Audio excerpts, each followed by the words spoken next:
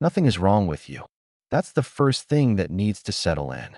The reason your higher awareness keeps flickering on and then fading out isn't a lack of belief, discipline, or devotion.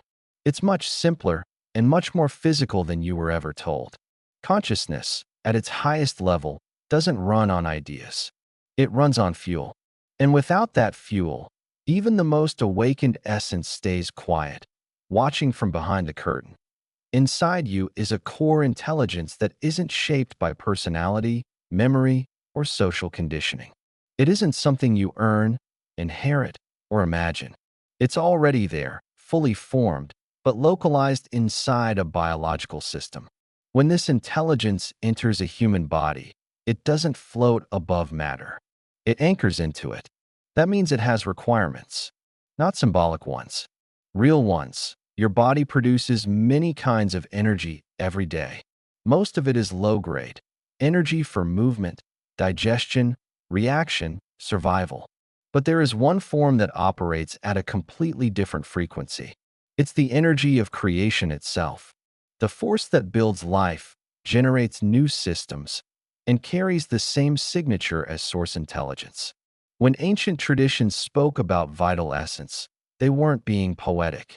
They were describing a measurable internal resource. This creative life force is unique because it doesn't just power the body. It interfaces with consciousness. When it's conserved, your system doesn't let it sit unused. It refines it. The nervous system starts circulating it upward, converting raw biological charge into something subtler, more coherent. That refined current is what higher awareness recognizes as fuel. Without it, the deeper layers of consciousness stay offline. You can meditate for years, study endless texts, repeat affirmations daily, and still feel like something never quite clicks into place. That's not failure. That's an engine trying to start without gas. The higher self isn't separate from you, floating somewhere above. It is you, operating at a frequency that requires sustained input. Think of it like a powerful transmitter built into your body. The hardware is flawless. The signal is pure, but it doesn't broadcast unless enough energy is flowing through the system to support it. When the flow is inconsistent, the signal drops. This is why awakening experiences often come in flashes. A sudden clarity, a moment where everything feels aligned, meaningful, alive. Then it fades, not because the experience was false, but because the fuel supply ran out. The system briefly had enough energy to lift consciousness above baseline. Then gravity pulled it back down. Creative energy is different from emotional excitement or motivation. It's not about desire in the psychological sense. It's the raw generative charge behind desire. When this energy is spent immediately, over and over, the body never accumulates enough surplus to begin refinement. There's no reserve. No pressure, no upward movement. When the energy is conserved, something subtle but unmistakable begins to happen. Thoughts slow down, not because you're forcing calm, but because there's less internal noise. Attention becomes heavier, more anchored. Your presence fills the room differently. You're still you, but there's density behind your awareness now. This isn't mystical fantasy. It's biological sequencing. The body prioritizes survival first. Only when there's excess does it invest in higher-order functions. Just like muscle growth only happens when calories exceed basic needs, expanded consciousness only stabilizes when energetic input exceeds habitual expenditure. Most people never reach that threshold.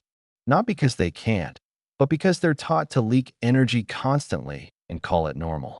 So the deeper system never has a reason to come online. It waits, patient, silent, conserving its own intelligence until conditions are right. When you hear people talk about raising vibration, this is what they're pointing at without understanding the mechanics. Vibration isn't raised by thinking positive thoughts. It rises when higher frequency energy becomes available to the system. Creative life force is that energy. Once enough of it is retained, the shift isn't dramatic fireworks. It's quieter. Reality feels closer, less filtered. You stop reaching for meaning because meaning is already present in perception itself. You're no longer peeking at life through concepts. You're inside it. The key thing to understand is this. Higher awareness doesn't respond to effort. It responds to availability. When the right fuel is present, activation happens naturally. Not because you forced it, but because the system finally has what it needs to function as designed. This is why everything you've tried felt like it almost worked. It did, but the supply was inconsistent. The current never stayed long enough to stabilize the signal.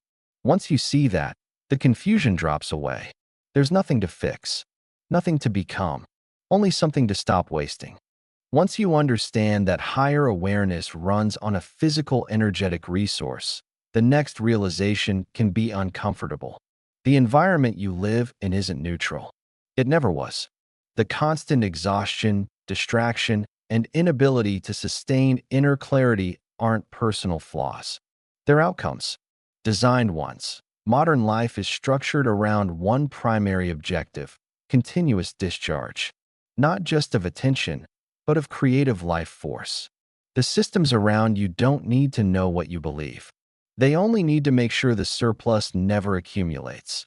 Look at how stimulation is delivered now. Endless streams, infinite scrolling, perfectly timed notifications. None of it is random. The goal isn't pleasure. It's repetition. Each cycle reinforces a pattern where energy builds briefly, then is immediately released. Over and over. The body never enters surplus. Consciousness never stabilizes above baseline. Before this infrastructure existed, the average rhythm of release was slower, naturally limited by effort and access. Now access is frictionless, private, unlimited. Escalation isn't a side effect. It's the engine. Each step desensitizes the nervous system, requiring stronger stimulation to achieve the same response. That escalation accelerates depletion. This isn't just happening on obvious platforms. It's embedded everywhere. Advertising, music, visual media, social feeds, even casual humor. Subtle cues are planted constantly to activate arousal without resolution. A glance, a suggestion, an image that lingers half a second too long. Each one primes the system. When arousal activates, creative energy begins to rise. That's not the problem. That's the opportunity. The problem is what happens next. Without awareness, the system seeks discharge automatically. Later that day, or that night, the energy is spent. The surplus that could have fueled refinement is gone. You weren't weak for falling into this pattern. The nervous system is designed to follow dopamine gradients. When release produces a spike followed by a crash, the brain learns quickly. It starts generating thoughts, urges, rationalizations, even memories to restore the spike. That voice that seems to come out of nowhere isn't always desire. Often it's chemistry demanding balance. And there's a second layer most people never notice. After release, energy drops across the entire system. Motivation dips. Focus blurs. Willpower weakens. In that depleted state, resistance is lower, making the next trigger harder to ignore. Each cycle reinforces the next. Downward momentum builds. This is why stopping feels harder than starting. Not because you lack discipline, but because you're operating at a deficit. The system is trying to function without reserves. Of course it reaches for quick relief. Of course it wants the spike again. Cultural messaging seals the loop. You're told this pattern is healthy, necessary, even recommended. Use it or lose it. Stress relief. Normal behavior. Anyone suggesting conservation is framed as repressed, extreme, or unwell. That framing isn't accidental. If energy spending feels virtuous, no enforcement is needed. Social pressure does the rest. Jokes, mockery, casual dismissal. The idea that retaining energy could be powerful is neutralized before it's even examined. Most people never test it long enough to see the effects. They release just before surplus forms, then conclude nothing changes. This is the most efficient control mechanism imaginable. No force, no authority, just habits reinforced by environment and belief. A population running on low internal energy is easier to guide, easier to distract, easier to divide. Not because anyone is evil, but because depleted systems don't resist. The irony is that the same culture praises productivity, confidence, leadership, clarity. All traits that naturally emerge when creative energy is conserved and refined. But the behaviors that produce those traits are discouraged or ridiculed. The contradiction keeps people chasing results while sabotaging the cause. Once you see the pattern, you can't unsee it. The constant stimulation isn't entertainment. It's drainage. Personalized feeds don't exist to delight you. They exist to learn what activates you and deliver more of it. The smarter the system becomes, the more precise the triggers. This isn't about blaming technology or demonizing pleasure. It's about recognizing that you're swimming in a current designed to keep you just below activation threshold. Always close, never stable. Enough clarity to sense something more is possible.